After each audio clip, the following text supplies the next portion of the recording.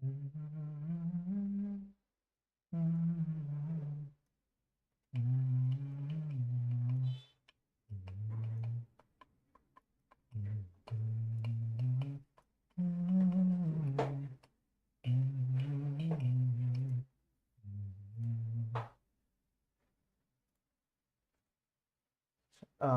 শুরু হয়েছে।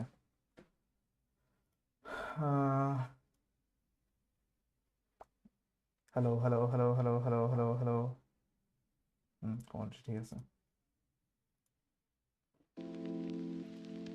Nice.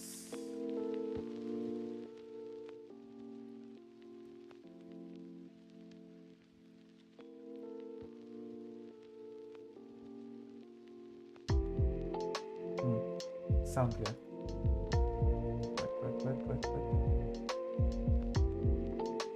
Hello hello hello hello hello hello hello, sound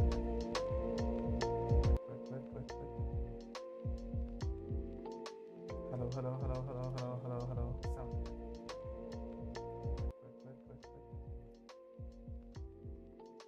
hello hello hello hello hello. Okay, আচ্ছা, আমরা আজকে শুরু করব আমাদের আম, আমাদের সবাইকে প্রথমেই আসসালামু আলাইকুম, সবাইকে স্বাগতম। আপনারা এই প্রথম 3-4 মিনিট আপনারা স্কিপ করে যাবেন যারা পরবর্তীতে ভিডিওটা দেখবেন।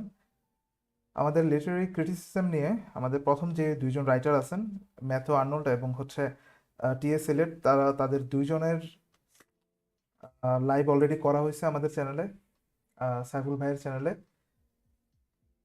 আমি হলাম এখানে একজন গেস্ট, তো আমাকে সবসময় নাও পেতে পারেন। এর জন্য যদি ভুল হয় তাহলে এটা সাইফুল ভাইয়ের দোষ নাই, সম্পূর্ণভাবে আমার দোষ। আপনার কমেন্টে যদি কিছু লিখতে হয়, যদি কোনো ভুল বা কোনো কিছু যদি মার্ক করতে হয়, সম্পূর্ণ এটা আমার উপরে ডাইরেক্ট করবেন। ওকে, আমরা শুরু করব। আমাদের 3 নম্বর রাইটার, আমাদের এডওয়ার্ড সাইদ, এডওয়ার্ড ওয়াদি সাইদ, তার introduction to culture and imperialism brief, 283 নম্বর পৃষ্ঠা, 1 নম্বর। আমি এটা অনলাইন থেকে, এই তো সুন্দর।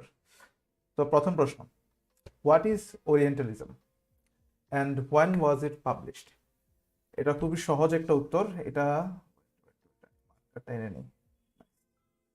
আচ্ছা, ওরিয়েন্টালিজম হচ্ছে আমাদের এডওয়ার্ড সাইদ, তিনি একটা বই তিনি পাবলিশ করেন। এটা এটা ছিল মিডল ইস্ট, যারা মিডল ইস্টের আরব কান্ট্রিগুলোকে নিয়ে তাদের যে একটা ভিউ আছে আমাদের ওয়েস্টার্ন কান্ট্রিতে, সেটা সেটা ওই ধরনের স্টিগমাকে কাটানোর জন্য তিনি এই বইটা তখন পাবলিশ করেন 1978 সালে।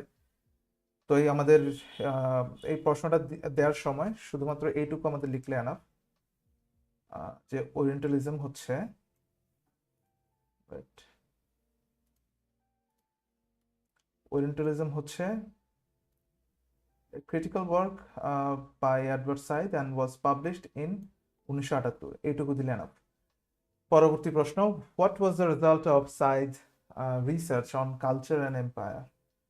সাইদ তার যে রিসার্চ তিনি করছেন, আসলে এই রিসার্চটা তিনি করছিলেন তার লাইফের প্রায় অ্যাডাল্ট বয়সের থেকে শুরু করে একদম শেষ পর্যন্ত এখন তিনি বেঁচে আছেন। তার রিসার্চগুলো তিনি তার সম্পূর্ণভাবে ইম্পেরিয়ালিজম, তারপর হচ্ছে কালচার, বিভিন্ন দেশের ইমিগ্রেশন, এইগুলো নিয়ে তিনি তার এই রিসার্চগুলো করতেন। তো এখানে ইম্প্যাক্টটা হচ্ছে তার, যে তিনি এই রিসার্চগুলো করার পর যখন তিনি বইগুলো যখন পাবলিশ করেন, এরপর তাকে সম্মাননা হিসাবে তাকে বিভিন্ন ধরনের তার ডিগ্রি দেওয়া হয়, এবং তার ফলস্বরূপ তিনি বিভিন্ন ইউনিভার্সিটিতে গিয়ে, এখানে ইউনাইটেড স্টেট, কানাডা, এরপর হচ্ছে ইংল্যান্ডের কথা এখানে বলা আছে, তারপর হচ্ছে 1985 সাল, 1986 সালে তিনি এই গুলোতে গিয়ে তিনি তার এই লেকচারগুলো দেন।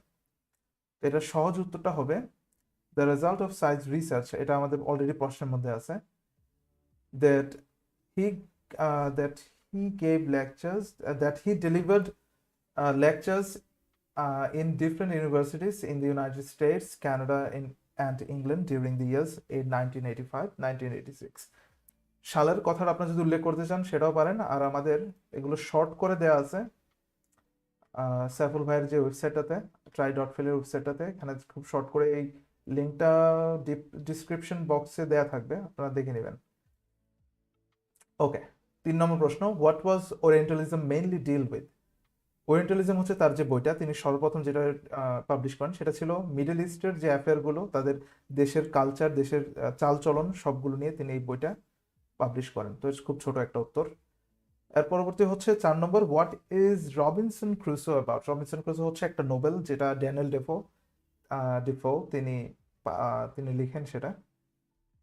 এটা ছিল একজন ক্যাস্টওয়ে, ক্যাস্টওয়ে বলা চলে না আসলে, তিনি আমাদের মেইন যে প্রোটাগনিস্ট রবিনসন, তিনি একটা দ্বীপে তিনি তিনি আটকা পড়ে যান, এবং সেখানে তিনি তার একটা ছোটখাটো একটা রাজত্ব তিনি গড়ে তোলেন, তা ওইখানে যে আদিবাসী যারা ছিলেন তাদেরকে নিয়ে। তো এটা আমরা এভাবে বলতে পারি যে is about a European who establishes a domain of a feudal lord. Feudal lord মানে হচ্ছে জমির মালিক, ল্যান্ড ওনার আর কি, of a feudal lord on a distant non-European island. Non-European island এটা না লিখে আমরা এটা বলতে পারি on a distant deserted island বা on a distant island, এটুকু লিখলো এনাফ।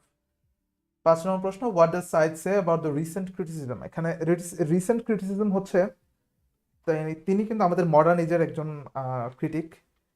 তো এখানে রিসেন্ট ক্রিটিসিজম বলতে তিনি এখানে বোঝাচ্ছেন যে তার মতো অন্যান্য যারা ক্রিটিক যারা আছেন, তারা এই এই সেক্টরটাকে নিয়ে, মানে হচ্ছে এই যে আমাদের এটাকে কি বলে, এই যে সোশ্যাল এরপর হচ্ছে কালচার, এই দুইটা ব্যাপারকে নিয়ে তাদের যে মতামতটা, সেটা তিনি আসলে বোঝাতে চাচ্ছেন এখানে। তার এখানে মতামতটা হচ্ছে যে তারা ন্যারেটিভ ফিকশনকে নিয়ে তারা বর্তমানে খুব বেশি তারা ঝুঁকে পড়েছেন, তাদের হিস্ট্রি আর হচ্ছে ইম্পেরিয়াল ওয়ার্ল্ড নিয়ে তাদের খুব একটা মাথা ব্যথা তাদের নেই।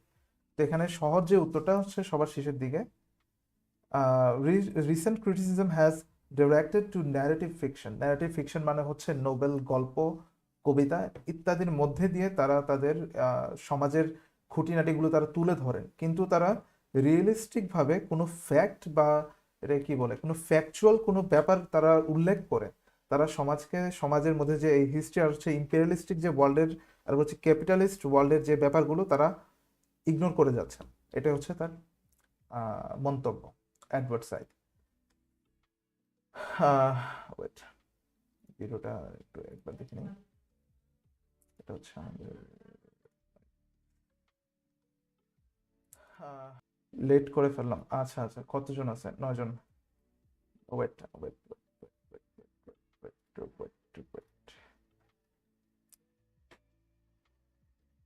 সবাইকে ওয়েলকাম। আচ্ছা, 6 নম্বর প্রশ্ন হচ্ছে, what did inspire the Americans and the Europeans to fight for equality? আচ্ছা, একটা কথা বলে নেই, আমার কিন্তু এখানে কোনো ধরনের কমেন্ট দেখার কোনো সুযোগ নাই, তাই আমাদের চ্যানেলে যিনি আছেন আমাদের সাইফুল ভাই, তাকে ডিরেক্ট করে সবাই একটু আপনাদের রিকোয়েস্টগুলো লিখবেন। আমি 5-6 মিনিট পর পর একটু চেক করার চেষ্টা করব চ্যাটে আপনারা কি বলছেন এগুলো। Okay, what did inspire the Americans and the Europeans to fight for equality? এখানে আমেরিকানস আর ইউরোপিয়ানদের যে কথাটা, সেটা হচ্ছে তিনি তাদের যে আমেরিকান যে তারা ইন্ডিপেন্ডেন্স যে তারা লাভ করলো ব্রিটিশদের কাছ থেকে, সেটার কথা তিনি এখানে উল্লেখ করছেন। এটা খুবই সহজ একটা, এখন ছোট করে একটা উত্তরটা দেওয়া আছে যে inspired the grand narratives of emancipation and their protagonist. Emancipation হচ্ছে যারা লিবার্টি যারা ছিলেন, মানে যারা লিবারেশন ওয়ারে যারা ছিলেন তাদেরকে এখানে বলা হচ্ছে। Emancipation and their protagonists inspired many Europeans and Americans to fight for new narratives for equality and human community. এটা কি নতুন কমিউনিটি কোনটাকে বলছে? আচ্ছা, এটা সহজ একটা উত্তর, এইটুকু দিলে যদি মনে রাখতে পারেন সবচেয়ে বেটার। হয়তো আমাদের ওয়েবসাইটে এটা দেয়া আছে। কোথায় কোথায় কোথায় কোথায় কোথায় কোথায় কোথায় আচ্ছা, এটা পরে খুঁজে বের করবো, প্রশ্নটাতে যাই। What was Arnold's idea of culture? আর্নল্ডের কালচার কেমন ছিলেন, মানে কালচার ব্যাপারে তার এখানে ম্যাথিউ আর্নল্ডের কথা এখানে বলা হচ্ছে। ম্যাথু আর্নল্ডের মধ্যে কালচার হচ্ছে has the power to elevate although it cannot altogether neutralize the ravages of a modern, এই কথাটা লিখে power to culture has a power to alleviate but it cannot altogether এটা লেখার প্রয়োজন নাই, বাট ইট ক্যানট alleviate এর অর্থ হচ্ছে মনের মধ্যে প্রশান্তি দেয়া আর কি, একটু সান্ত্বনা দেয়া, but it cannot altogether neutralize the ravages of a modern and brutalizing urban existence. এখানে কিওয়ার্ডটা হচ্ছে আরবান এক্সিস্টেন্স।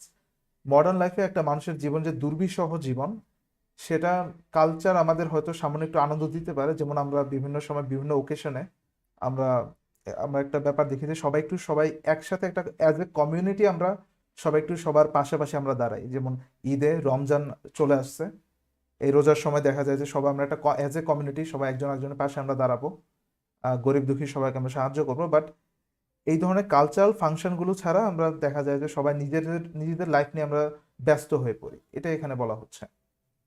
8 নম্বর প্রশ্ন, how does Said admire Dante and Shakespeare? আমাদের এডওয়ার্ড সাইদ তিনি ডান্টে এবং শেক্সপিয়ারের বিরাট বড় ফ্যান ছিলেন। তিনি তাদেরকে বলছেন যে দে গেভ ম্যানকাইন্ড, এখানে খুব ছোট্ট করে তার কোটেশনটা এখানে দেওয়া আছে, the best that was thought and known, the realistic picture of life. তারা তাদের সামগ্রিক জীবনে, একটা মানুষের সামগ্রিক একটা জীবনে, তার জীবনে ভালো এবং খারাপ দুটো দিকই তারা ফ্যাকচুয়াল ভাবে তারা তুলে ধরতেন। কোনো রকমের হাই ইমাজিনেটিভ কোনো ধরনের রং তামাশা তারা তাদের নোবেল বা তাদের গল্পে বা তাদের কবিতাতে তারা অ্যাড করতেন না। ডান্টের ব্যাপারে আমরা অলরেডি জানি, আমাদের যে হ্যালের ব্যাপারে সবচেয়ে বড় দৃষ্টান্ত তার নিজেরই দেয়া। তারপর হচ্ছে আমাদের 9 নম্বর প্রশ্ন। আচ্ছা, আমাকে দেখতে কেমন লাগছে এখন, আমি একটু শিওর হই। খারাপ না, আমার মাস্কটা দেওয়ার প্রয়োজন আছে কিনা। আচ্ছা, 9 নম্বর প্রশ্ন, why does the author call culture is sort of theatre? Theatre কথাটা আমাদের শেক্সপিয়ারও বলে গেছেন যে লাইফ ইজ এ থিয়েটার। আমরা সব এখানে নায়ক নায়িকা, একটা মঞ্চ জীবন। তো তিনি কালচারকে এখানে থিয়েটার বলছেন, কারণ খুব সহজ একটা উত্তর এটা, কারণ এখানে কালচারে various political and ideological causes, এখানে পলিটিক্যাল আর হচ্ছে আইডিওলজিক্যাল কজ কিন্তু দুইটা এখানে বোঝানো হচ্ছে। পলিটিক্যাল হচ্ছে কোনো দেশের কূটনৈতিক কোনো ধরনের চিন্তা ভাবনা, একটা দেশের সাথে আরেকটা দেশের সম্পর্ক। এখানে আমি কূটনৈতিক কেন বললাম, পলিটিক্যাল মানে তো রাজনৈতিক, কূটনৈতিক এই কারণে বললাম, এখানে কালচারের কথা এখানে বলা হচ্ছে, একটা দেশের কালচারের সাথে আরেকটা দেশের কালচারের সংমিশ্রণের কথা এখানে বলা হচ্ছে। তো এই কারণে কূটনৈতিক একটা দেশের সম্পর্ক, একটা দেশের সাথে আরেকটা দেশের সম্পর্ক, আর হচ্ছে আইডিওলজিক্যাল সম্পর্ক। আইডিওলজিক্যাল মানে হচ্ছে একটা দেশের চিন্তাধারা, তার চালচলন, তার সমাজের সমাজ ব্যবস্থা আরেকটা দেশ থেকে স্বাভাবিকভাবে সেটা আলাদা হয়। তো এই দুইটার ইংগেজমেন্ট আমরা কালচারের মধ্যে আমরা দেখতে পাই। এটা একটা ব্ল্যান্ড একটা কালচার আমরা বলতে পারি। তো এটার উত্তর because various political and ideological causes engage one another in the field of culture. এটুকু। 10 নম্বর প্রশ্ন, what according to Said is Dickens, এখানে চার্লস ডিকেন্সের কথা এখানে বলা হচ্ছে। গ্রেট এক্সপেকটেশন এটা হচ্ছে তার নোবেল। তিনি এই নোবেলটার ব্যাপারে একটু তার করেন, মানে এটা কি বলে, তিনি ক্রিটিসাইজ করেন আমাদের চার্লস ডিকেন্সের যে পোর্ট্রেয়ালটা ছিল অস্ট্রেলিয়ার সেটাকে নিয়ে। তো তিনি এই ব্যাপারে বলেন যে, এটা আমার খুব শর্ট করে এটা বলা যায়, এটা আমাদের ওয়েবসাইটও আছে, এটা is a novel of self-delusion and the hero's vain attempts to become a gentleman without any hard labor. বাস এইটুকু দিলে এনাফ। এই নোবেলটা হচ্ছে একজন সেলফ ডিলিউশন মানে হচ্ছে সে নিজেকে নিয়ে সবসময় ব্যস্ত থাকে, সেলফ সেন্টার্ড একটা মানুষ, সেলফিশ একটা মানুষ আর কি, যেটা হচ্ছে আমাদের হিরো পিপ। সে আস্তে আস্তে তার vein attempts to become a gentleman without any hard labour, তিনি কষ্ট কোনো ধরনের মানে কি বলে এটাকে স্ট্রাগল ছাড়া তিনি তার জীবনের সাকসেস তিনি পেতে যাচ্ছিলেন। তো এইটা নিয়ে হচ্ছে এই নোবেলটার মূল প্রসঙ্গটা। তো তিনি তার মূল ক্রিটিসিজমটা রাখেন এই ব্যাপারে 12 নম্বর প্রশ্ন এটা রাখেন, পিনাল কলোনি, এই ব্যাপারটা তিনি ক্রিটিসাইজ করেন সবচেয়ে বেশি। আচ্ছা, তো 11 নম্বর প্রশ্ন একটু আমরা পড়ে নেই। What history does Great Expectations reveal? Great Expectations reveals a vast history of speculation about আচ্ছা, এই প্রশ্নটা আমি একটু ছোট করে দিই আগে। reveals a vast history of speculation about and the experience between England and Australia, and its overseas colonies. আবার বলি, Great Expectations reveals a vast history of speculation about and experience between England and Australia and its overseas colonies.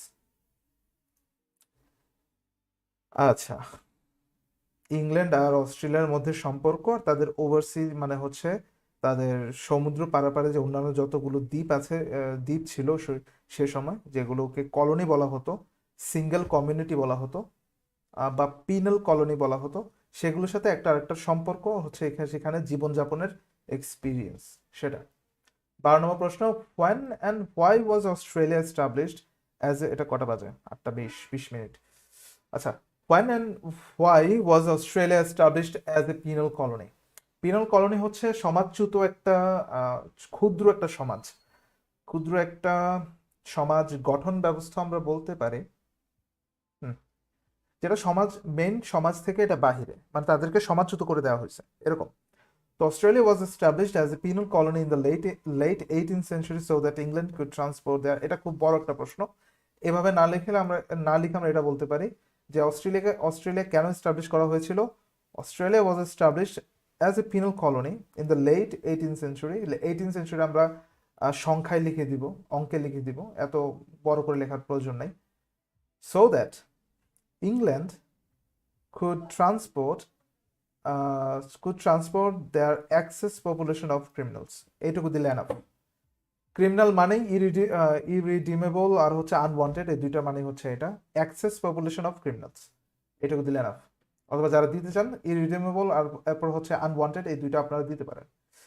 Next, war is কনরেডস মানে Joseph কনরেডস নস্ট্রোমো, তার একটা Nobel, SAT in, সেটা হচ্ছে independent colony of American Republic which was rich in silver mine. আচ্ছা, একটু কমেন্টগুলো একটু দেখে নিই আমি।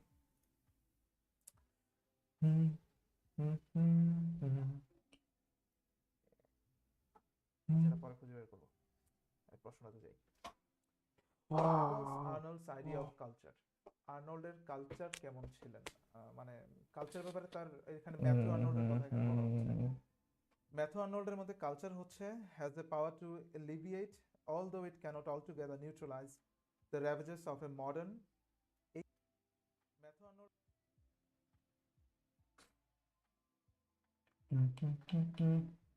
লাঘব করা, হ্যাঁ হ্যাঁ।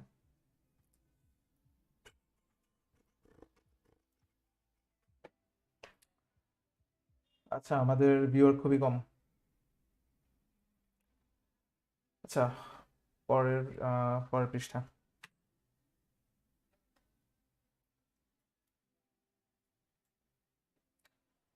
What does Conrad's Nostromo forecast? Forecast মানে কি, পূর্বাভাস দেয় না? What does Conrad's Nostromo forecast, তিনি কি পূর্বাভাস তিনি দিয়েছিলেন? Conrad's Nostromo forecasts the unstoppable unrest and misrule of the Latin American republics.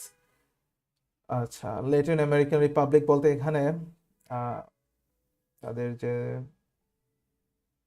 আচ্ছা তাদের কলোনি কটা ছিল, ইন্ডিপেন্ডেন্ট কলোনিগুলো ছিল। আচ্ছা আচ্ছা, ওকে। Conrad's Nostromo forecasts the unstoppable unrest and misrule of the Latin American republics.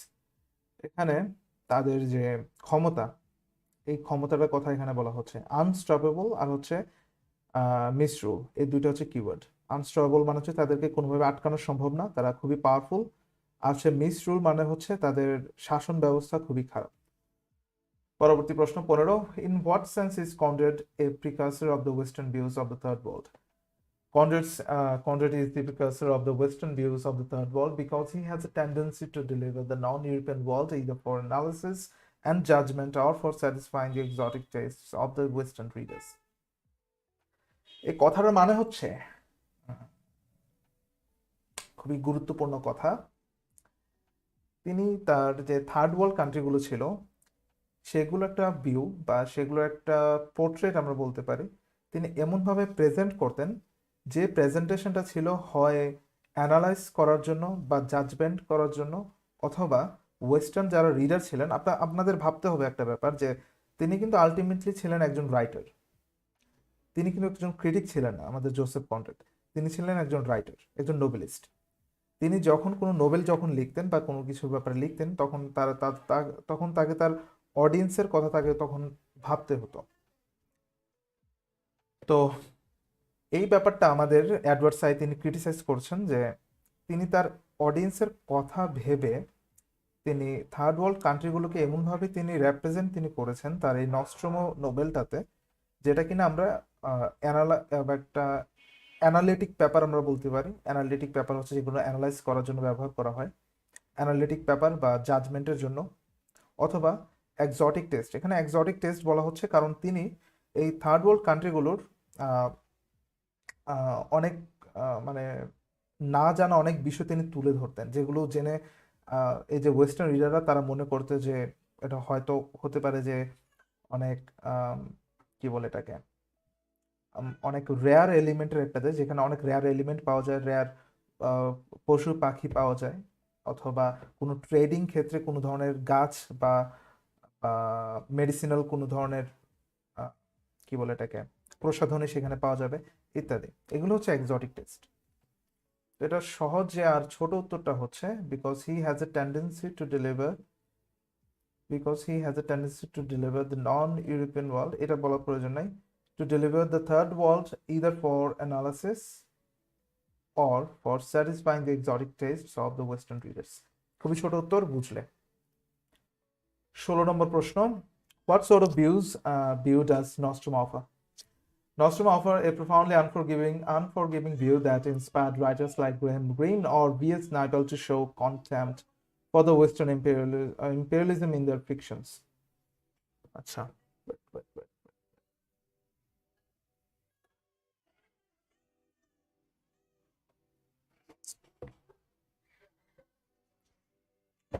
Sure না এটা কিভাবে দেওয়া আছে।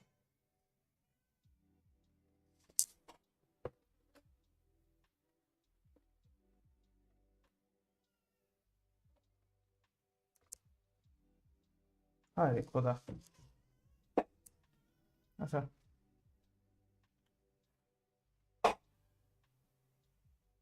এনাফ, এইটুকু এনাফ।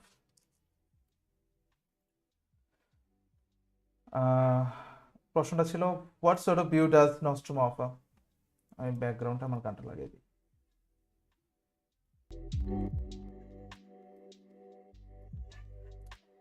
আচ্ছা, in Nostrum offers a profoundly unforgiving view that inspired writers।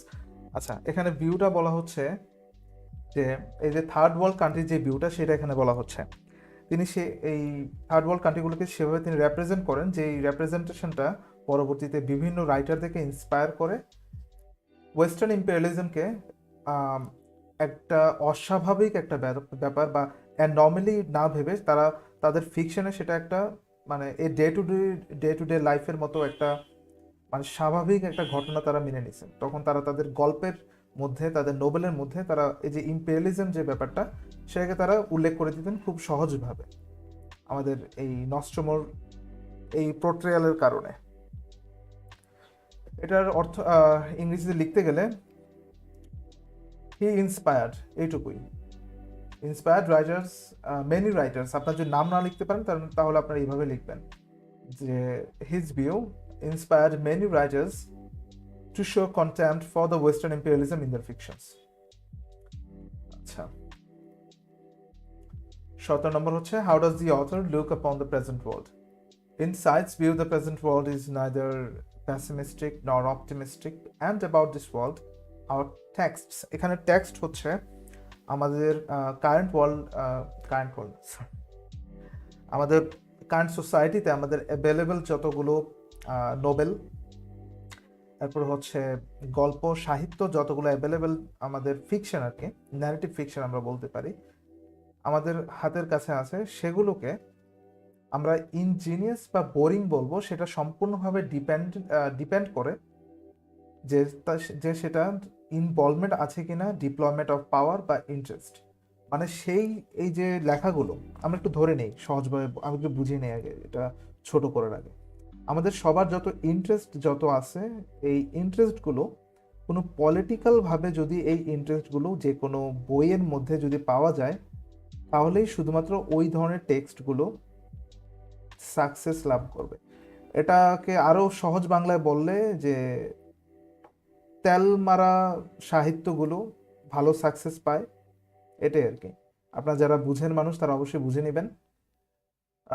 18 নম্বর প্রশ্ন, এটা আচ্ছা, এটা ছোট করে লিখলে এভাবে লিখতে হবে।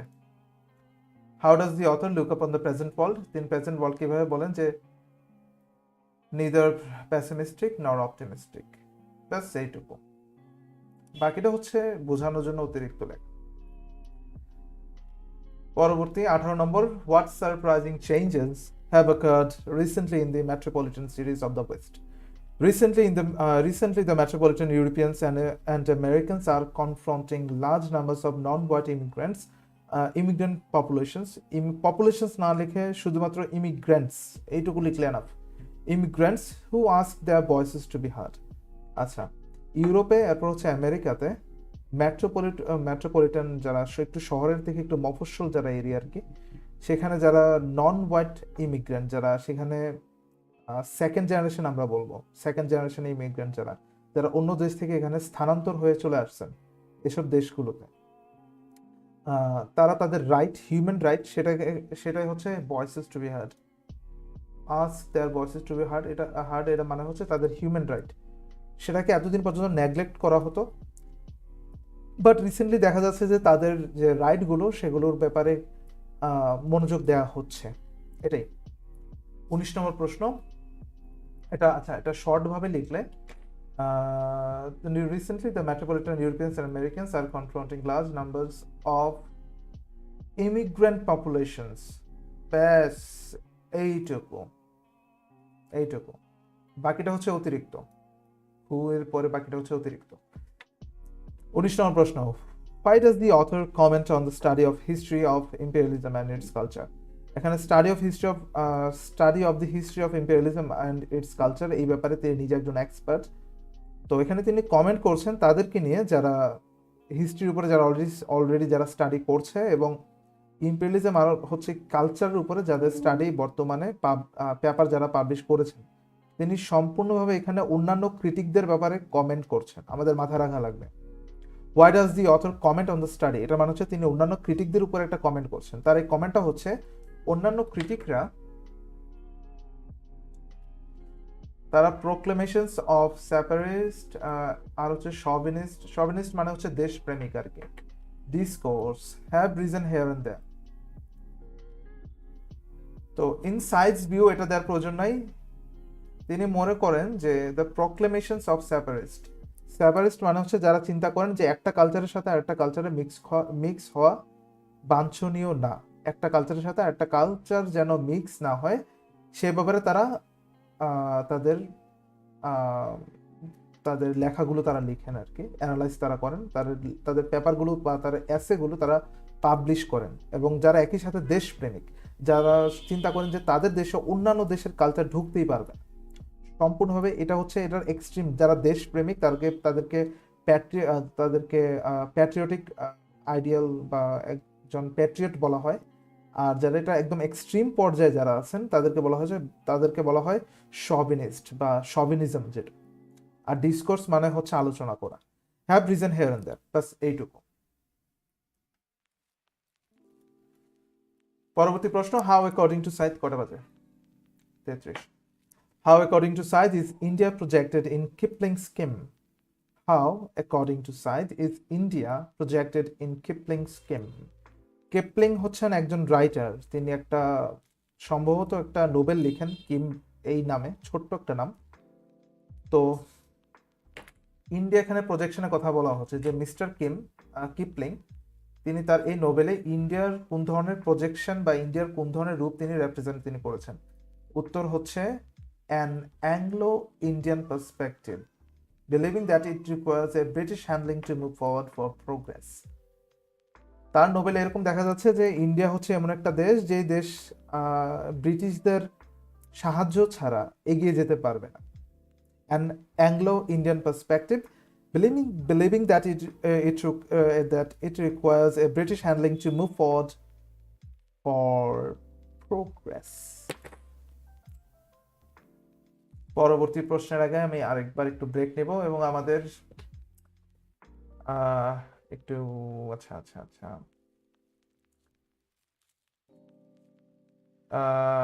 লেট হয়ে গেল। সবাইকে 8টা বলা ছিল, আপনারা কেন লেট করলেন? আহারে আহারে গান গাইতেছে। আহা, রাইট। মাত্র 8জন আমাদের আছেন আজকে।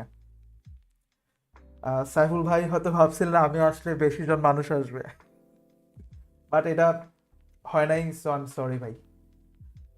ব্যাকগ্রাউন্ডে কি মিউজিক চলে নাকি? হ্যাঁ, ব্যাকগ্রাউন্ডে ছোট্ট একটা মিউজিক আমি প্লে করে দিছি।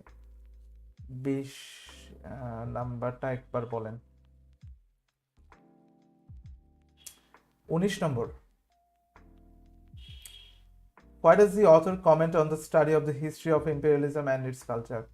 আচ্ছা, এই ব্যাপারটা হচ্ছে যে আমাদের যে অথর তিনি, যারা অন্যান্য যারা ক্রিটিক যারা আছেন, যারা হিস্ট্রি এরপর হচ্ছে ক্রিটিক না, যারা হচ্ছে যারা এসে লিখেন আর কি, যারা আমরা হিস্টোরিয়ান আমরা বলতে পারি, যারা হিস্ট্রি নিয়ে ঘাটাঘাটি করেন, এরপর হচ্ছে ইম্পেরিয়ালিজম, তারপর হচ্ছে কালচার নিয়ে যারা ঘাটাঘাটি করেন, তাদের স্টাডি মানে হচ্ছে এখানে paper.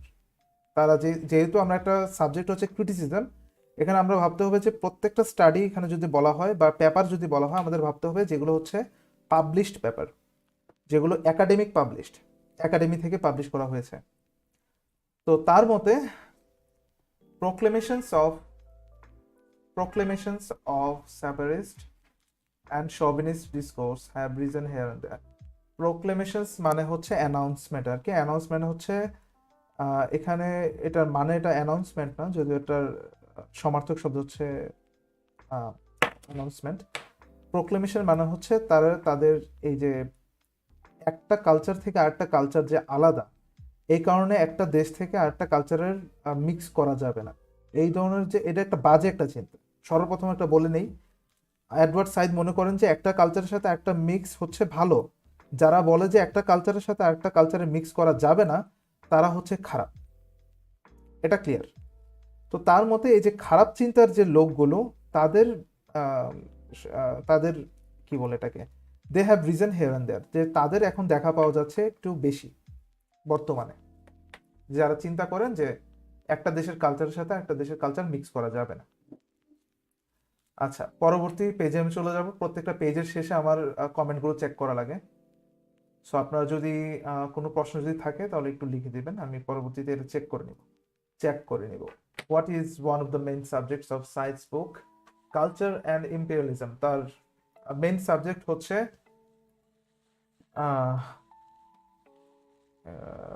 the historical experience in relation to culture and aesthetic forms is one of the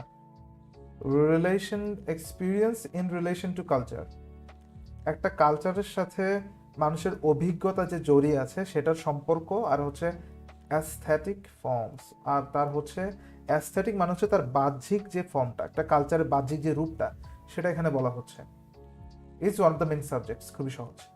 When did America come out as an empire? America began as an empire during the 19th century. 19th to the second half of the 20th century. খুব সহজ একটা উত্তর। 19বিংশ শতাব্দী থেকে বিংশ শতাব্দীর মাঝামাঝি সময় পর্যন্ত, কারণ তখন ইন্ডাস্ট্রিয়ালিজমের তখন খুব বেশি একটা প্রভাব দেখা দেয় আমাদের সমগ্র বিশ্বে। তখন তারা এগিয়ে যায় আসলে তাদের ইন্ডাস্ট্রিয়ালিজম আর হচ্ছে ক্যাপিটালিজম, এই ধরনের আইডিয়ালিস্টিক ভিউর কারণে। What, according to Said, is the reality of historical experience at present? What, according to Said, is the reality of historical experience at present? The reality of historical experience at present, প্রথমত এটা আমি কেটে দিই যেহেতু এটা already প্রশ্নে include করা আছে, is that owing to imperialism all cultures are involved in one another. খুব সহজ একটা উত্তর। That imperialism, owing to imperialism আর কি, imperialism এর কারণে all cultures are involved in one another. All are hybrid, heterogeneous মানে হচ্ছে mixed, ডিফারেন্সিয়েটেড মানে হচ্ছে একটার সাথে আরেকটা পার্থক্য, এই কারণে শুরু। আনমনোলিথিক মানে হচ্ছে এক রাজ্য না। এখানে এক রাজ্য মানে হচ্ছে একটা দেশের কালচার সম্পূর্ণভাবে তার একার নয়। তো রিয়েলিটি হচ্ছে owing to imperialism all cultures R involved in one another. শেষ এইটুকু। অল আর হাইব্রিড, এ বাকিটা হচ্ছে অতিরিক্ত অংশ। আপনারা দিলেও পারেন, আর যারা না দেন তার জন্য তো এটা best. What is size expectation about American nation? তিনি আমেরিকান নেশনে তার এক্সপেকটেশনটা কি? Said expects that despite its extraordinary cultural diversity, the United States is and will surely remain a coherent nation. আচ্ছা, এটা কিন্তু আমাদের বর্তমানে খুব হট একটা টপিক, এটা গরম একটা টপিক, যে একটা নেশনের ডাইভার্সিটি থাকা সত্ত্বেও একটা দেশ কিভাবে রাজত্ব করে সমগ্র বিশ্বের উপরে। আমেরিকাকে তিনি এভাবে এক্সপেক্ট করছেন যে আমেরিকার যে ফিউচারটা কি হবে। হোয়াট ইজ সাইজ এক্সপেকটেশন, এখানে আমেরিকা অ্যাজ এ নেশন তার ফিউচারকে এখানে বলা হচ্ছে। তিনি বলছেন যে United state is and will surely remain a coherent nation. Coherent nation মানে হচ্ছে এক রাজ্য। সে তার নিজের রাজত্ব সে বজায় রাখবে অ্যাজ এ নেশন, অন্যান্য বাকি যতগুলো কি বলে এটাকে নেশন যারা আছেন তাদের সবার উপরে। 25 নম্বর প্রশ্ন, why does Edward side call new York an exile city per excellence? এটা অনেক বড় প্রশ্ন, কিন্তু এটা সহজ করে দেয়া যায়, আমি একটু কেটে দিই। Because it bears all the characteristics of the Manichaean structure of the colonial city, described by Fanon, the Marxist humanist. এখানে আমরা একটা জিনিস লক্ষ্য করি যে অতিরিক্ত পয়েন্টগুলো কিন্তু বাড়তেছে। কেউ যদি এই পর্যন্ত দেন, it's okay, fine. Described by Fanon, এই পর্যন্ত দিলে এটাও ফাইন। তারপরে এটা যদি লাগিয়ে দেন যে ফ্যানন হচ্ছেন একজন মার্কসিস্ট হিউম্যানিস্ট, এটাও লাগিয়ে দিতে পারেন। আবার যারা চান and because a large number of migrants from all over the world flock here and join together with voices to be heard, এটাও দিতে পারেন। এটা মিক্স উত্তর দিলে all the characteristics of the Manichaean structure of the colonial city described by Fanon, the Marxist humanist. আমার মতে এইটুকু দিলে, it's a humanist because এইটুকু দিলে more than enough. 26 নম্বর প্রশ্ন, what does the author feel as a citizen of New York?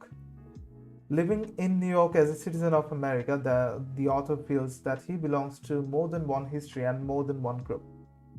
এটা খুবই সত্য একটা কথা। এডওয়ার্ড সাইড তিনি নিজে এটা মনে করেন যে to him এইটুকু দিলে enough. Living in New York as a citizen of America, the author feels that he belongs to more than one history and more than one group. তিনি নিজেকে সবার একটা অংশ তিনি মনে করেন। খুব ভালো একটা ফিলিং এটা। 27 নম্বর প্রশ্ন, what is the connection between 42 minutes. What is the connection between culture and imperialism and Orientalism? এখানে কালচার ইম্পেরিয়ালিজম যে হচ্ছে তার এই বইটার নাম, যে বইটা আমরা এখন পড়তেছি তার যে পেপারটা, আর ওরিয়েন্টালিজম হচ্ছে তার প্রথম যে পেপারটা সেটা। তো এই দুইটার কানেকশন হচ্ছে a general world wide pattern and a historical experience of resistance against empire. এইটুকু। World wide pattern of imperial culture যে একটা প্যাটার্ন আছে সেটা সব দিকে প্রত্যেকটা কান্ট্রির হিস্ট্রিতে একই রকম। আর হচ্ছে historical experience of resistance against empire, যে এম্পেরিক্যাল সময়কালীন প্রত্যেকটা দেশে যে একটা স্ট্রাগল চলে, যে এই স্ট্রাগলটাকে এখানে এক্সপিরিয়েন্স এখানে বলা হচ্ছে হিস্টোরিক্যাল এক্সপিরিয়েন্স, সেটা প্রত্যেকটা দেশের এক। ওকে,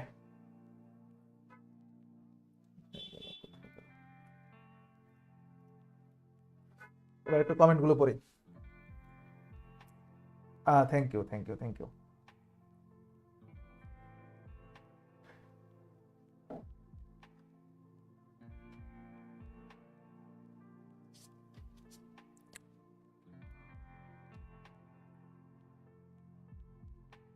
আমি মাস্কটা পরে নেই।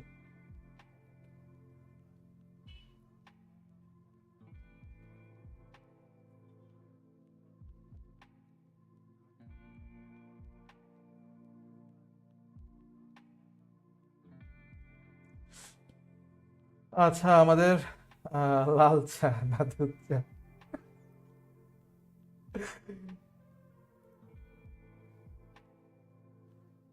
আহ, আচ্ছা, ওয়েট ওয়েট ওয়েট।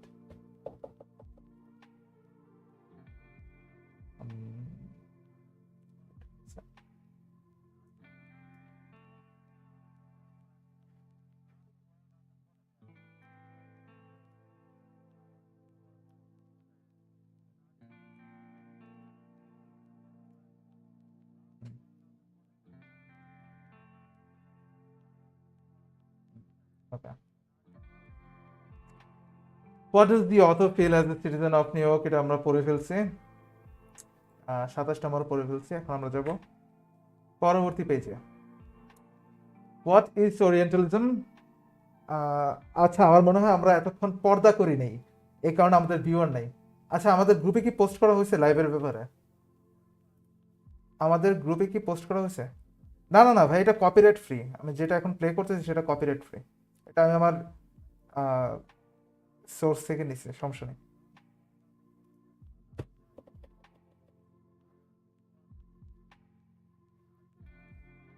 আচ্ছা, আমাদের পেজে কি এটা পোস্ট করা হয়েছে?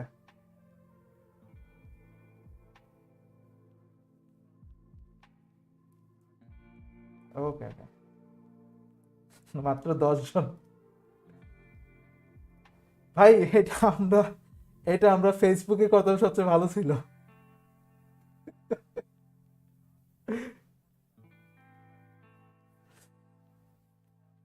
আচ্ছা, 28 নম্বর প্রশ্ন। What is Orientalism by Edward Said about? Orientalism is about the affairs of the Middle East. খুবই সহজ একটা প্রশ্ন, সংক্ষিপ্ত একটা প্রশ্ন। Why do the colonizers deserve the right of ruling the colonized? So the colonizers were superior to the colonized, and so the colonizers deserve the right of ruling the colonized. কি বলছে? Why do the colonizers deserve the right of ruling the colonized? Were superior. এইটুকুই তো।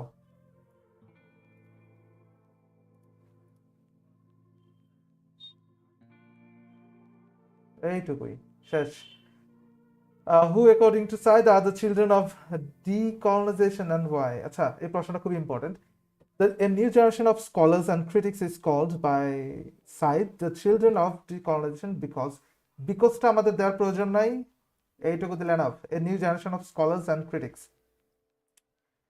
But বিকজটা আমরা করবো শুধু জানার জন্য।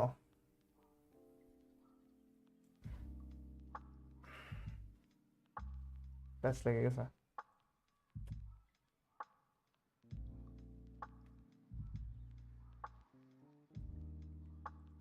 হেডফোনের প্যাচ, হেডফোনের প্যাচ, হেডফোনের প্যাচ, প্যাচ মুক্ত। এখন আমি পর্দা করে নিলাম আবার, আলহামদুলিল্লাহ। A new generation of scholars and critics is called by Said the children of decolonization because they have seen in great texts of Western literature and standing interest in the colonized people as inferior races, and so have they encouraged human freedom. এটা আমাদের জানারও প্রয়োজন নাই, বুঝারও প্রয়োজন নাই, যেটুকু দাগ দিছে ওইটুকু আমাদের পড়লে এনাফ। এটুকু। পরবর্তী প্রশ্ন হচ্ছে how does Edward Said associate culture with art? Said associates culture with art in the sense that it exists in aesthetic forms, aiming at giving pleasure, and it includes all the practices in art. আচ্ছা, এতটুকু না দিয়ে, এত বড় করে না দিয়ে, because it exists that it exists in aesthetic forms, এইটুকু। এরপর আমরা and লিখবো, and it includes all the practices in art of culture। এত কিছু না দিয়া এই ভক্কর চক্কর না দিয়া, practices in art of culture. শেষ। When does culture become a source of identity? একটা পরিচয় কখন এটা আমাদের হয়? When there is a difference between us, the colonizers, and them. এইটুকু। শেষ। What is post-colonialism in literature? Post-colonialism in literature includes the study of theory and literature as it relates to the colonized experience. Edward Said is the leading theorist in this field. আচ্ছা, উনি ওনার নিজের থিওরিতে উনি নিজেই best. Post-colonialism in literature includes the study of theory and literature. এইটুকু। Study of theory and literature. এইটুকু। Okay. What kind of writing? তারপর আচ্ছা একটু ব্রেক নেই, আমি একটু কমেন্টটা একটু দেখি। আচ্ছা, কমেন্টে কি আপনার শুধুমাত্র 2 জন আছেন? মাত্র 6 জন দেখতেছে।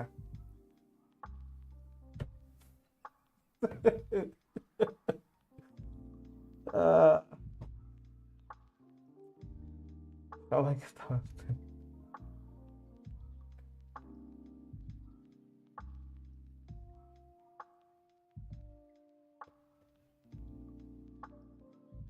ভাই বলছে যে জীবনে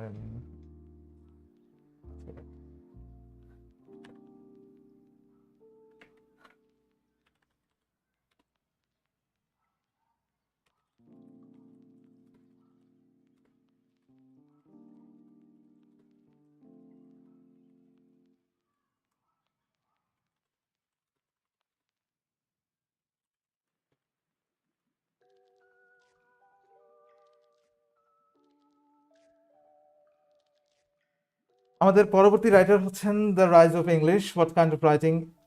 এটা হচ্ছে আমাদের টেরি ইগলটনের দেয়া লেখা। What kind of writing is the rise of English? The Rise of English is an essay which is the first chapter and introduction in Terry Eagleton's famous book, Literary Theory and Introduction, published in 1983. আচ্ছা, একটা minute.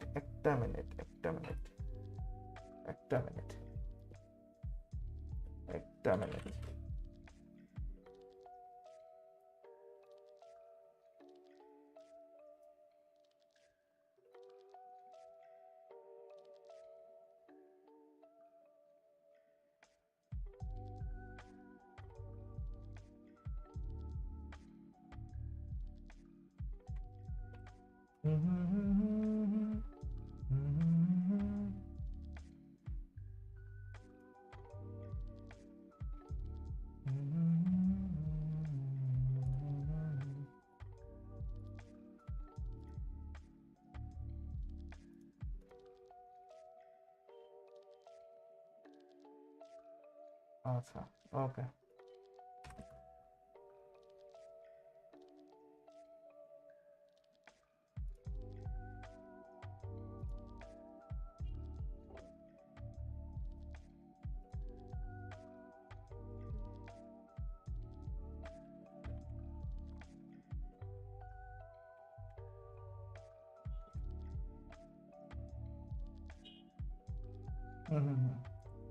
ডান করে দিচ্ছি।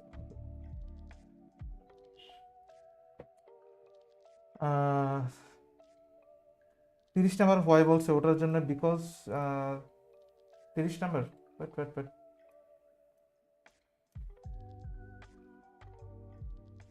ও আচ্ছা, শেষের দিকে হয় বলছে তো।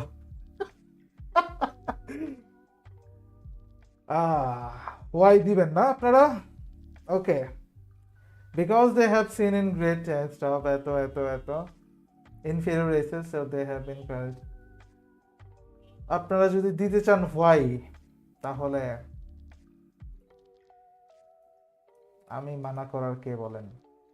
আমিও ঠিক আছে, হোয়াই যদি দিতে চান তবে একটু বলি। Because they have seen in great texts of Western literature and standing, এটা and হবে না? Western literature and standing and understanding like and standing. 30 number skip, পুরো skip skip skip. What kind of writing is The Rise of English? The Rise of English is an essay. Which is the first chapter?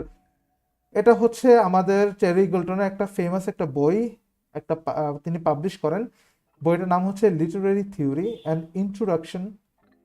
এই বইটার প্রথম চ্যাপ্টারটা হচ্ছে the rise of English. এই প্রথম চ্যাপ্টারটাই আমরা পাইছি, বইটার সম্পূর্ণ বইটা না, শুধু একটা মাত্র চ্যাপ্টার। ওকে, তো 2 নম্বর প্রশ্ন, what did the word literature mean in the 18th century? Literature মানে কি ছিল আমাদের 1800 শতাব্দীতে? 1800 শতাব্দী সেটা কি ছিল? Victorian period. 18 শতাব্দী কোনটা ছিল?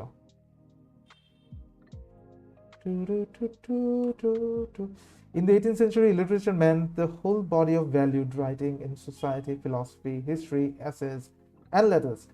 এটা সবাই যদি একটু চেষ্টা করবেন আপনারা, literature meant the whole body of valued writing. Valued writing মানে হচ্ছে যেগুলো মূল্য ছিল। Philosophical writing, historical writing, essays, letters, as well as poems. It had to conform to certain standards of, সবগুলো এই পলাইট লেটার এই স্ট্যান্ডার্ডটা সবাই ফলো করতো। 18th সেঞ্চুরি কোন পিরিয়ড ছিল সবাই একটু বলতে পারবেন? সবাইকে আছে মাত্র 8 জন।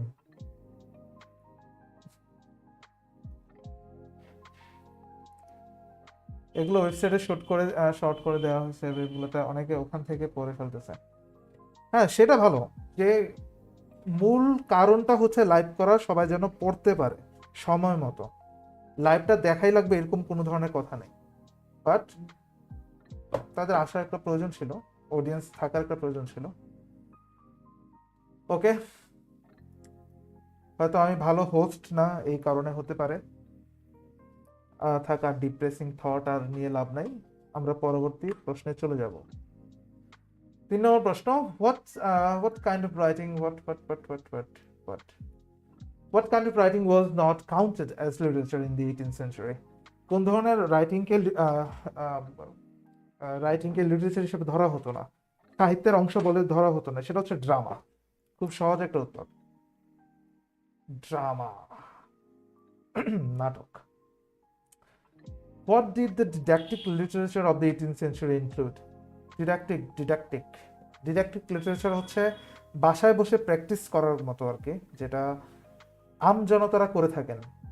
তাদের জন্য কফি হাউস বিল্ড করা হতো, সোশ্যাল গ্যাদারিং করা হতো, aesthetic treatise, sermons, classical translations, guide books to manners and morals ইত্যাদি। এটা সম্পূর্ণ একটা লিস্ট, এটা মুখস্থ করে নেবেন। When did literature in the modern sense emerge?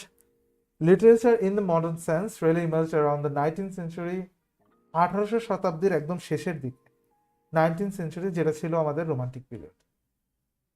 What is a defence of poetry? এটা হচ্ছে পার্সি বিশু শেলী, তার লেখা, তিনি হচ্ছেন is an essay by Percy Bysshe Shelley এটা।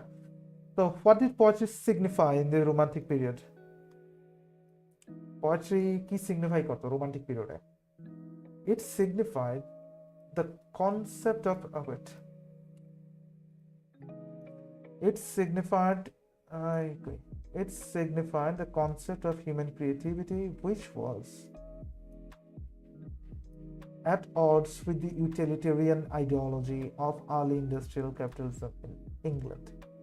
আচ্ছা, যদি এত বড় করে যদি দিতে পারেন সেটাও বেটার, বাট আমাদের ওয়েবসাইটে ছোট করে দেওয়া আছে এটা। আমি বলবো যে it signified a concept of human creativity at odds with utilitarian ideology. এইটুকু আমি বলবো যে এইটুকু দেওয়ার জন্য, ideology of early industrial capitalism in England. Yes.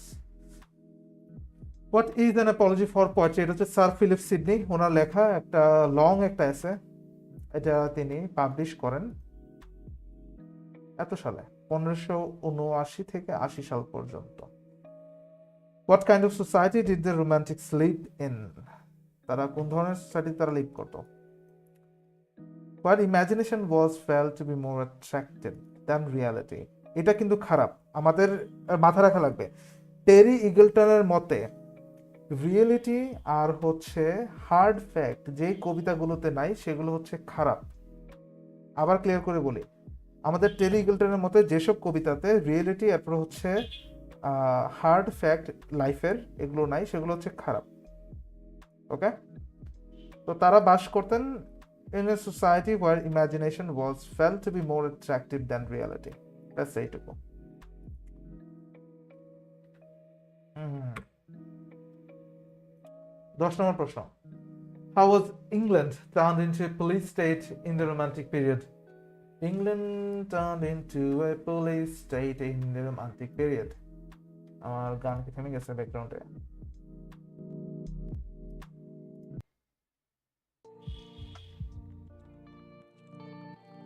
Nice. While the rulers across the channels were being haunted by revolutions, England, during the Romantic period, converted itself into a police state by brutal political repressiveness over the oppositions. এটার অর্থ হচ্ছে আমাদের যখন romantic period যখন চলছিল, আমাদের এই যে ইংল্যান্ড যারা ব্রিটিশদের যারা মানে হচ্ছে কি বলে এটা, তখন ব্রিটিশদের রাজত্বের সবচেয়ে পিক যেটা আর কি, at peak. While the rulers across the channel মানে হচ্ছে সমুদ্র আর কি, সমুদ্রপথ, across the channel were being haunted by revolutions, England during the romantic period, এটা হচ্ছে উত্তর এখান থেকে, romantic period converted itself into a police state by a brutal political repressiveness over the oppositions. এই ব্যাপারটা আমাদের কারো কারো সিমিলার মনে হতে পারে আমাদের বর্তমান অবস্থার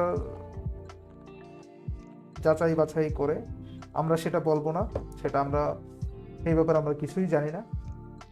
11 নম্বর প্রশ্ন, what did the word poetry imply during the romantic period? Poetry বলতে রোমান্টিক পিরিয়ডে কি বোঝানো হতো? হাই ইমাজিনেটিভ কোনো কিছুই বোঝানো হতো, আমি sure. During the romantic period, the word poetry did not imply a technical way of writing. They had a significant social, political, and philosophical implication. They had significant social, political, and philosophical implications. Acha. Good. How was the life of the romantic artist? তাদের life কেমন ছিল? Romantic artist who was a little more than a minor commodity producer, claimed to be the representative of mankind to speak the truth, but he lived on the margins of society without proper wages for his prophetic mission. তিনি কেমন ধরনের life lead করতেন, এর জন্য হচ্ছে আমাদের এটা, he lived on the margins of his society without proper wages মানে হচ্ছে ভাতা, তাকে পর্যাপ্ত পরিমাণ তাকে টাকা দেওয়া হতো না, তাকে পর্যাপ্ত পরিমাণে তাকে সম্মাননা তাকে দেওয়া হতো না, যে কারণে তার অবস্থা খুবই খারাপ ছিল, লাইফে খুবই দরিদ্র অবস্থা ছিল তার। আমি একটা আউট অফ টপিক একটা কথা বলি, আমাদের আমরা একটা ইয়ের কথা জানি কিনা, বেথোভেন একজন কম্পোজার যারা ছিলেন, উনি অনেক আগের, তো তিনি সবশেষে তিনি মারা যান খুবই দরিদ্র এরকম একটা বাজে একটা অবস্থাতে, যে তাকে গণকবর তাকে দেওয়া হয়। তিনি কিন্তু ইতিহাসের সবচেয়ে বিখ্যাত একজন কম্পোজার, সঙ্গীত কম্পোজার, তাকে সবশেষে গণকবর তাকে দেওয়া হয় তার কান্ট্রিতে। মানে তার ভ্যালু এতটাই কমে গেছিল তখনকার সময়। পরবর্তীতে মানুষ যখন তার এই কম্পোজ করা যখন এই রাইটিংগুলো যখন পায়, তখন তার আস্তে আস্তে তার সম্মাননা তখন বাড়ে, বাট ততদিনে তিনি তো মারা গেছেন। তার ফ্যামিলি মেম্বার যারা ছিলেন তারাও কেউ আর ততদিন আর বেঁচে নেই। এটা খুবই ট্র্যাজিক একটা ঘটনা, যেটা আমরা এখন হয়তো নাও দেখতে পারি, কারণ এখন তো জোর যার মুলুক তার, ট্যালেন্টের কদর নাই এখন। তো what is the improbability of art and artifact? It is somewhat improbable that Iliad was art to the ancient Greeks, in the same sense that a cathedral was an artifact for the Middle Ages, or Andy Warhol work is art for us. Andy Warhol কে এটা?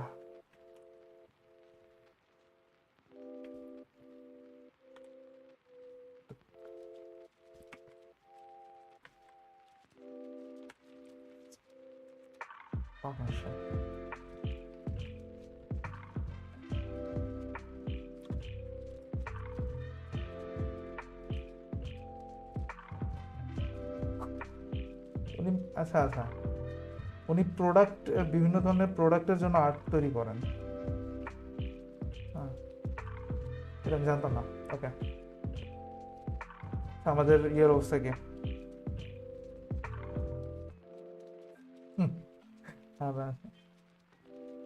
ভাই লাভ কি, মাত্র 10 জন আছে আমাদের, শুধুমাত্র আপনার 3 জন কথা বলতেছেন।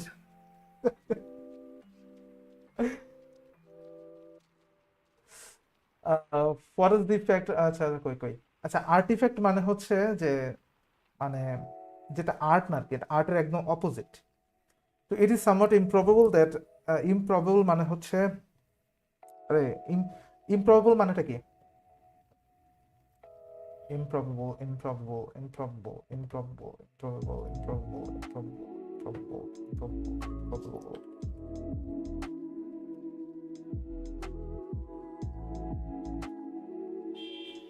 not likely, Improbable. acha not likely, acha unlikely, it is somewhat improbable that Iliad's unlikely in the sense that it was an artifact.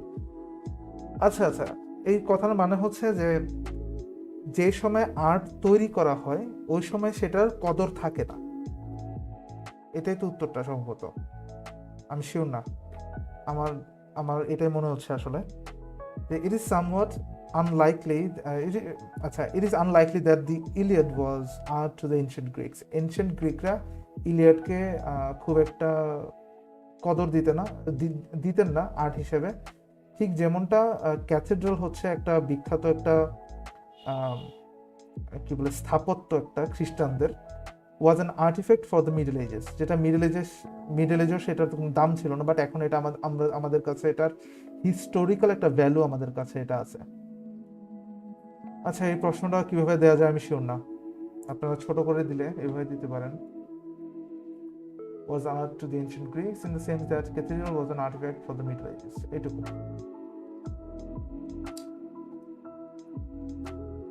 somewhat improbable, এটা unlikely, it is unlikely বলবেন, unlikely। 14 নম্বর প্রশ্ন, what was the effect of aesthetics? বাহ্যিক সৌন্দর্যের ইফেক্টটা কি ছিল? The effect of aesthetics was to suppress the historical differences of art and artifacts. Okay, how does the symbol become the panacea of for all problems? সাইহুল ভাই আপনি আমারে কঠিনগুলা দিয়া নিজে সহজটা নিছেন।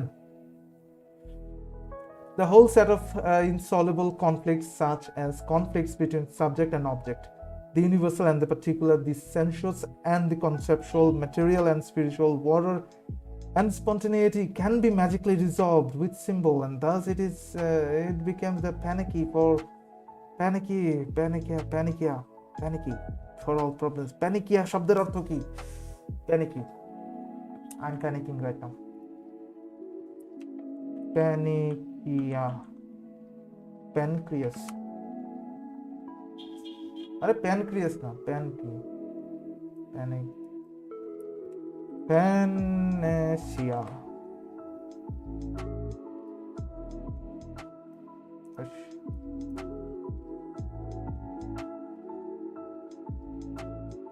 Remedy.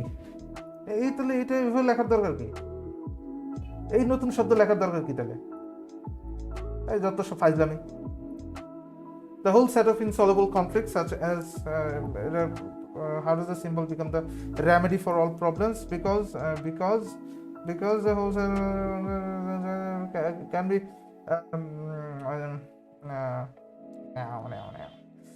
এটা order, spontaneity, subject, object, conflicts, such as conflicts between, এটা হচ্ছে keyword, conflicts between subject, object, order, spontaneity সবগুলোকে magically resolved with symbol, thus it is the universal remedy for all problem. Yes, what was the condition of religion by the mid-Victorian period?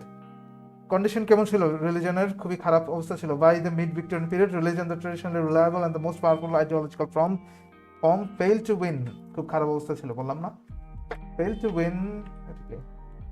আচ্ছা fail to win hearts and minds of the masses under the twin impacts of scientific discovery. Scientific ডিসকভারির কারণে মানুষের মন আর জয় করতে পারে নাই রিলিজনটা। আমাদের এই শতকের শেষের দিকে, তাই তো? Mid Victorian period.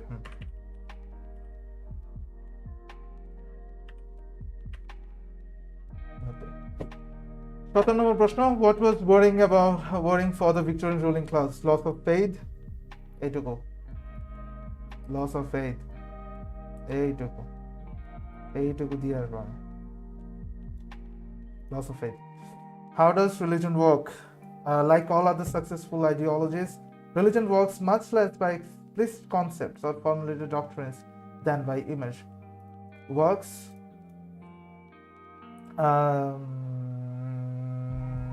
than by image, symbols, ritual, mythology. Religion works much less by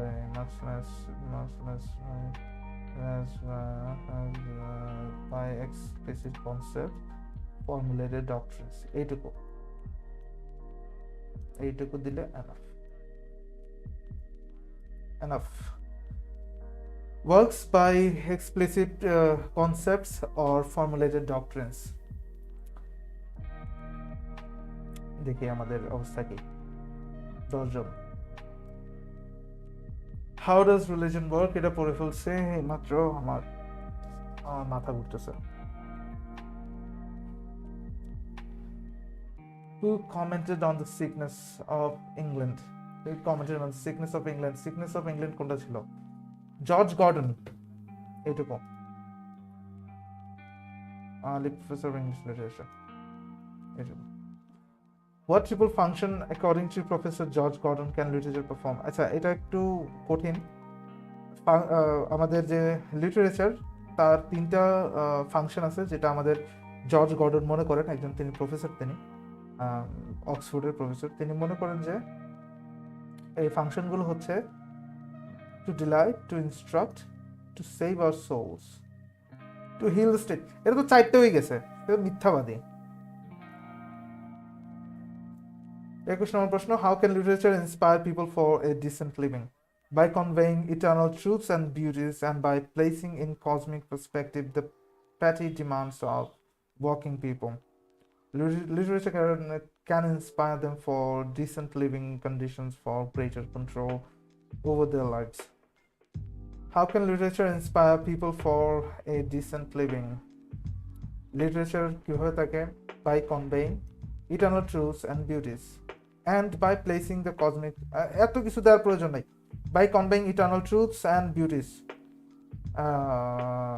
আচ্ছা দিতে চান, and by placing in cosmic perspectives that pattern, প্রয়োজন নাই। And literature can inspire them for a decent living conditions. Best এটুকু। Rise of English খারাপ।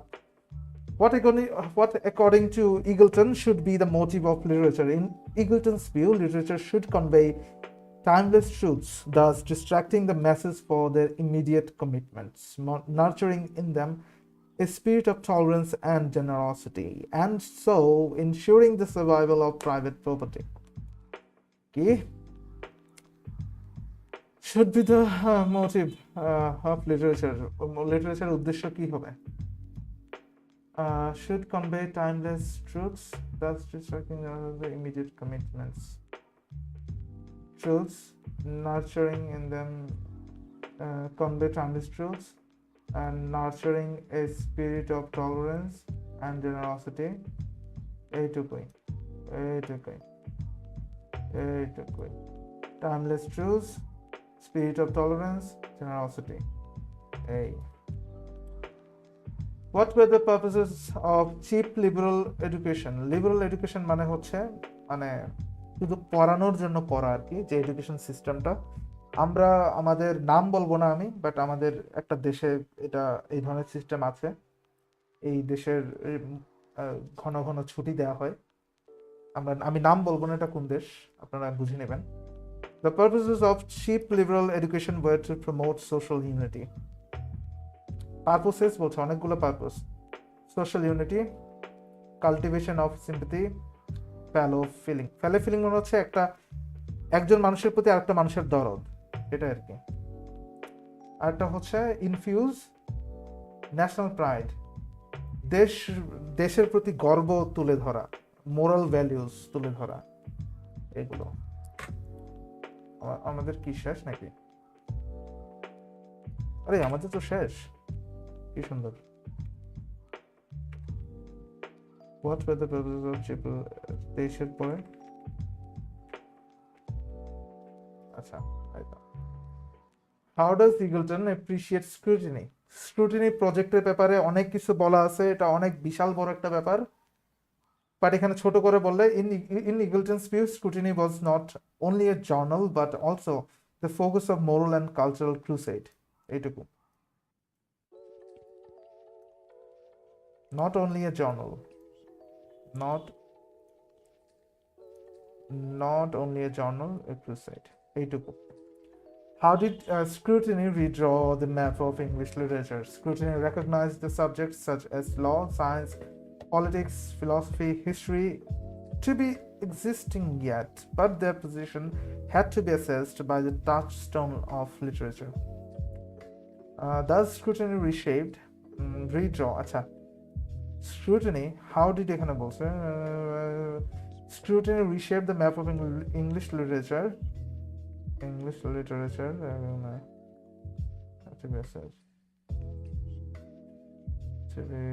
আচ্ছা, এটা সহজ করে বললে, এটা আমাদের বই আছে কিনা?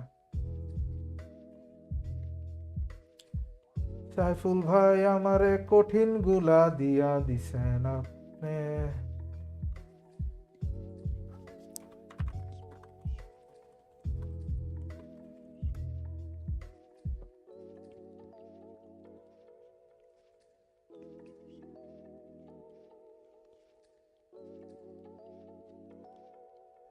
আরেকটা বাকি, কমেন্টে দেখবে এখানে বলছে।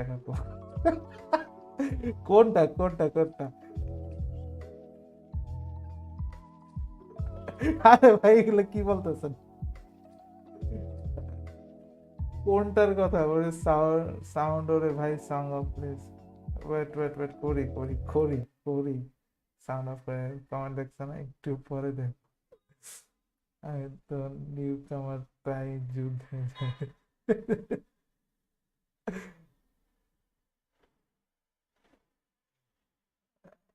আহা আহা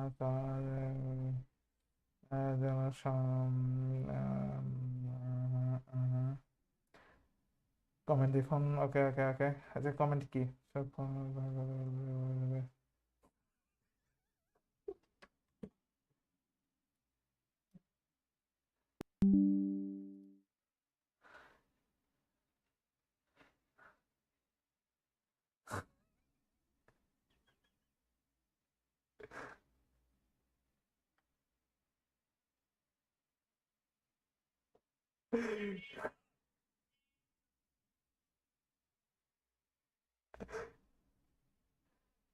আরে কমেন্টে দেখবোটা কি রে ভাই? কমেন্টে কি দেখবো? গান গান অফের কথা বলতেছে, গানটা অফ করে দিছে। আচ্ছা, আহ কোথায় ছিলাম আমরা? How did scrutiny redraw the shape of English literature? Scrutiny recognized the subjects such as law, sciences, politics, philosophy. They had to be assessed, but their position had to be assessed by the touchstone of literature. এটা, their position had to be assessed by the touchstone of literature. এটুকু।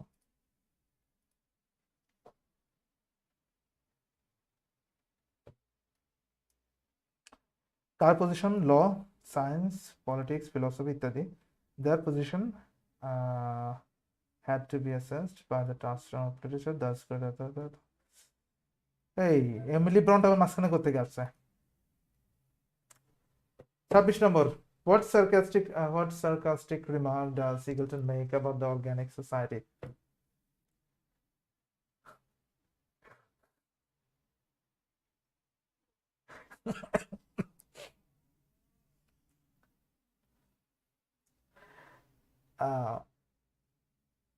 What? 9 জন মাত্র আছে। What sarcastic remark does Eagleton make about the organic society? desired by scrutiny.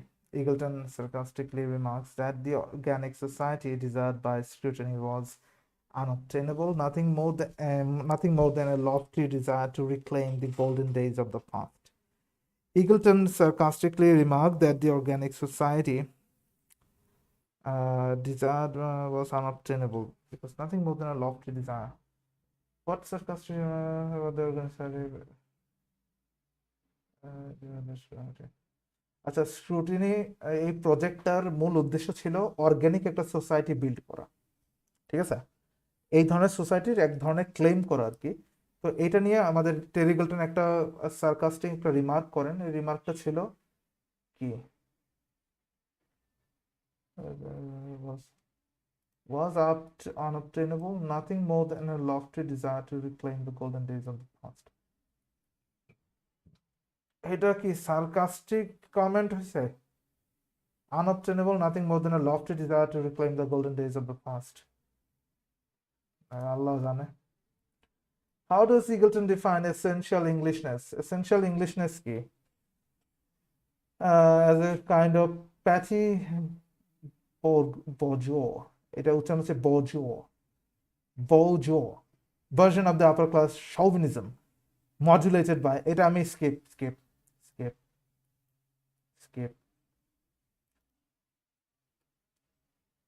How does Eagleton criticize Eliot's view on tradition? আমাদের T S এলিয়টের একটা traditional একটা view ছিল। তিনি সবসময় মনে করতেন যে তার ওয়েস্টল্যান্ডে, এটা আমরা দেখছি যে আমাদেরকে বলছেন যে ওয়েস্টল্যান্ডের একটা শিক্ষা ছিল যে আমাদের ওল্ড ওয়েগুলো আমাদের দেখার জন্য, রেমেডির জন্য, আমাদের যে আমাদের আগে যারা ছিলেন তারা কিভাবে তাদের সমাজকে তারা উন্নত করে গেছেন, সমাজকে পাপ মুক্ত তারা করে গেছেন, করাপশন মুক্ত তারা করে গেছেন। তো এই ট্রেডিশনাল ভিউটা আমাদের টেরি গিল্টন আমাদের পছন্দ করেন নাই। তিনি বলছেন যে in Eliot's view, literary works were only acceptable if they were part of the tradition or the European mind. But according to Eagleton, this was largely an arbitrary definition.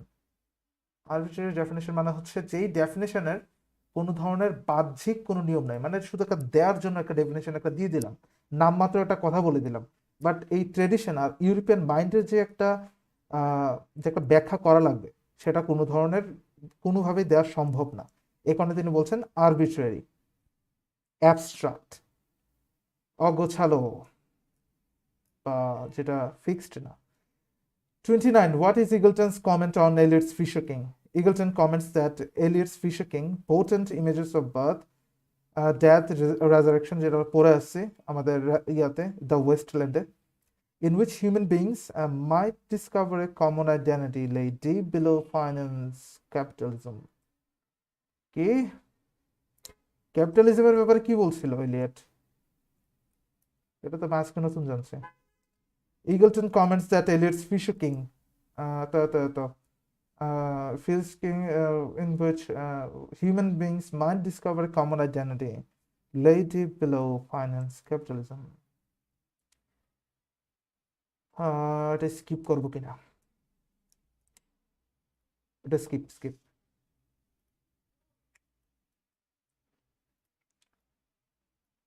না, দুষ্টামি করছি, স্কিপ না। তিনি এই কমেন্টটা করেন যে এই যে ফিশার কিং এর যে বার্থ ডেথ আর রিজারেকশন, এগুলোর সাথে একটা কমন একটা মানুষ, সেও মেবি এই যে ক্যাপিটালিজমের যে আগুনটা, সেখান থেকে সে উঠে আসতে পারবে, এটাই আর কি। বাট এরকম করে কিন্তু ক্যাপিটালিজমের দিকে মানে আমরা সবাই কিন্তু ঝুঁকে যাচ্ছে। টেরি গিল্টন কিন্তু ক্যাপিটালিজমের একদমই পক্ষে না। তার কমেন্ট হচ্ছে যে টিএস এলিয়ট হয়তো ক্যাপিটালিজমের পক্ষে ছিলেন, তার কথা হচ্ছে এটা। তো what is practical criticism? Practical criticism is an objective approach to literary that applies principles of art theoretical insights for analyzing. আচ্ছা, এটা খুবই সুন্দর একটা উত্তর। Practical criticism is an objective approach.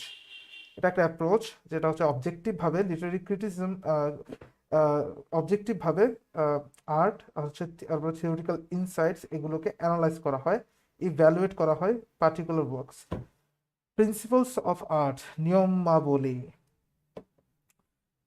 তো এটা খুব বড় একটা ডেফিনেশন, আমাদের দেয়াই লাগবে, এটা ছোট করার কোনো উপায় নেই। আপনারা একটু মুখস্থ করার চেষ্টা করবেন এটা। 30 91 পেজের পরে কোনটা আসে? 92। What is new criticism? New criticism হচ্ছে একটা অ্যাপ্রোচ যেটা আমাদের সাজেস্ট করেন আমাদের, কে জানে, টিএস এলিয়টই তো এটা সাজেস্ট করে। নিউ ক্রিটিসিজম কি টিএস এলিয়ট সাজেস্ট করে? না, না।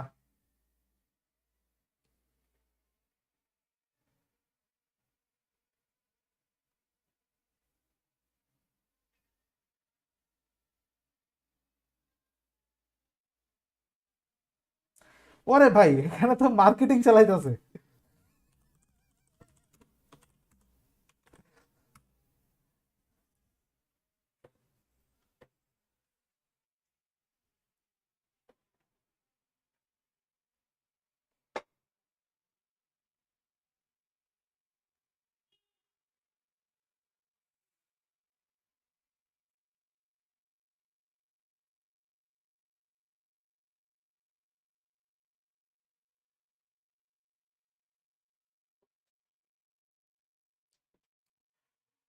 When did criticism evolve? 32 নম্বর প্রশ্ন।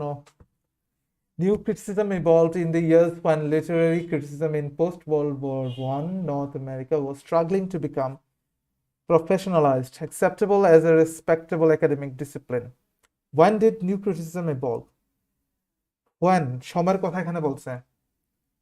Evolve in the years when literary criticism in post-World War North America.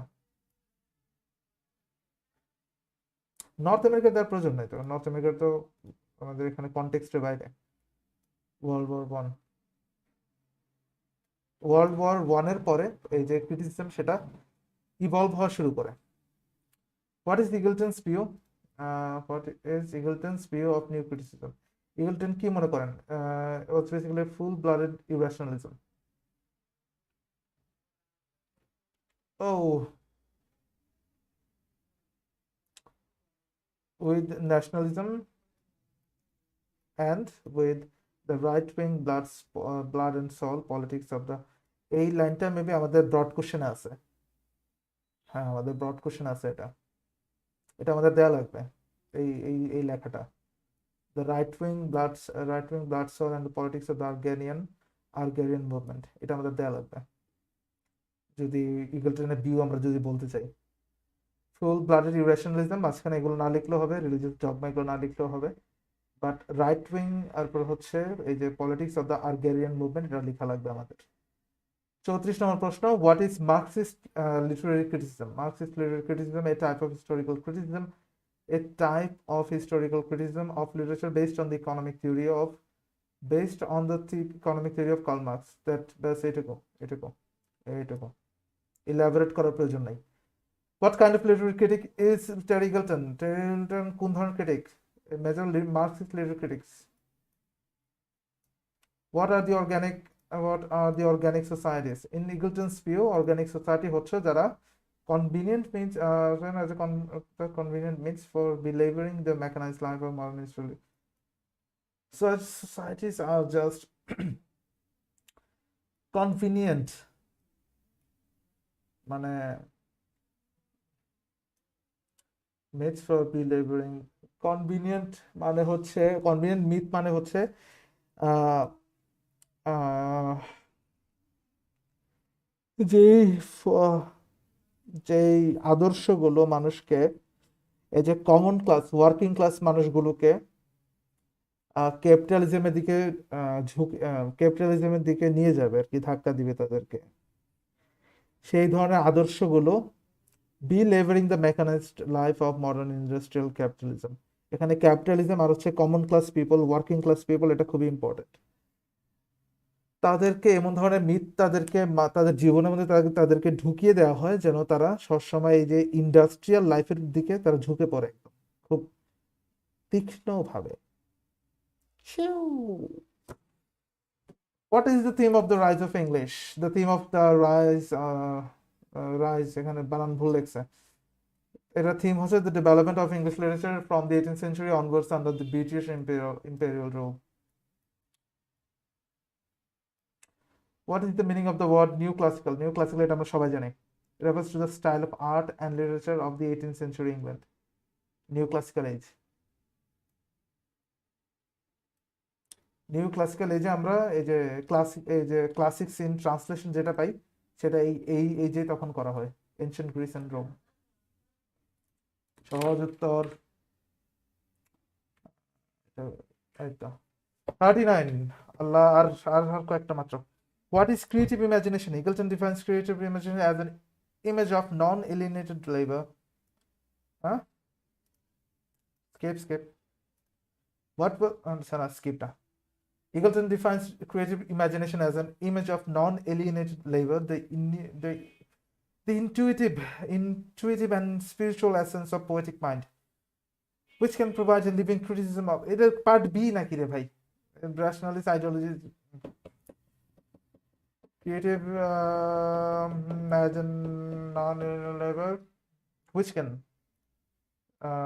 এরকম non-alienated labor, which can provide a living criticism of the rationalist ideologies enslaved to fact.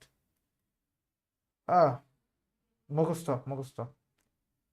What was scrutiny? Scrutiny was a quarterly periodical of literary criticism founded in 1932. Scrutiny by L.C. Knights and the Apple Levi.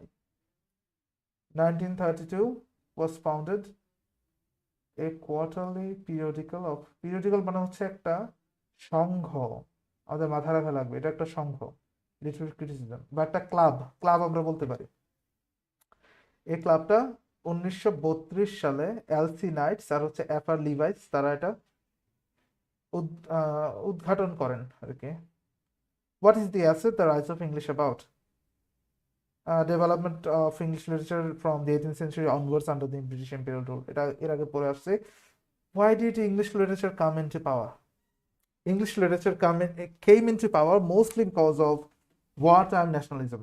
World War One তখন, এরপরে post world War ওয়ানের পরে এইটার সবচেয়ে বেশি ইফেক্টটা পড়ে, mostly because wartime nationalism, patriotism, chauvinistic ideas, সবগুলো একটার সাথে আরেকটা কানেক্টেড। ওকে, আমাদের এখানেই সমাপ্তি। এর আগে আমি কমেন্ট একটু চেক করে নেই, মাত্র 7 জন আছেন।